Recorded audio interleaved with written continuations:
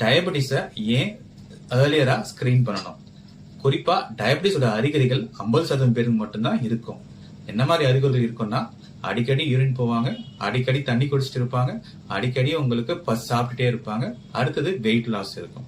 ஆனா ரிமைனிங் 50% பேருக்கு எந்த வித அறிகுறிகளும் இருக்காது. அவங்க ஏசிம்டமேட்டிக்கா இருப்பாங்க. அவங்களுக்கு ஏர்லியரா ட்ரீட் பண்ணீங்களா நம்ம அவங்களோட பேஷண்டோட அவுட்கம் பெட்டரா இருக்கும். ஃபுல்லா குறிப்பா ஏர்லியரா ஸ்கிரீன் பண்ணி டயபெட்டிக் டிடெக்ட் பண்ணீங்கன்னா, ஏர்லி ட்ரீட்மெண்ட் பண்ணீங்களா நிறைய காம்ப்ளிகேஷன்ஸை ப்ரிவென்ட் பண்ணலாம். என்னென்ன காம்ப்ளிகேஷன்ஸ் ப்ரிவென்ட் பண்ணலாம்னா, சுகர்னால கண்ணு, கிட்னி, நரம்பு பாதிப்புகள் வராம நம்மளால தடுக்க முடியும். அடுத்தது ஹார்ட் ப்ராப்ளமோ ஸ்ட்ரோக் ப்ராப்ளமோ வராம நம்மளால தடுக்க முடியும். யாருக்கெல்லாம் ஸ்கிரீன் பண்ணலாம்? குறிப்பா எல்லா இந்தியன்ஸ் 30 வயசு தாண்டவங்களுக்கு பண்றது நல்லது.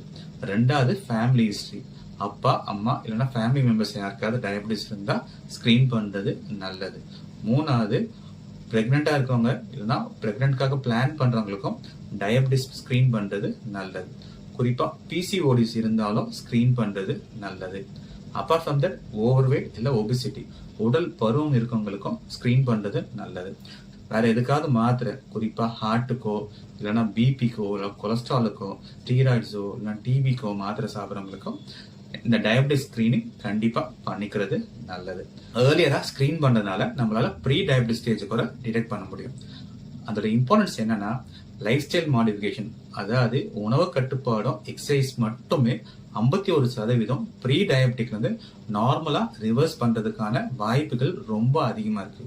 ஸோ இந்த ப்ரீ டயபெட்டிக் பீரியடை நம்ம மிஸ் பண்ணாம இருக்கணும்னா ப்ராப்பர் ஏர்லி ஸ்கிரீனிங் ரொம்ப ரொம்ப முக்கியம்.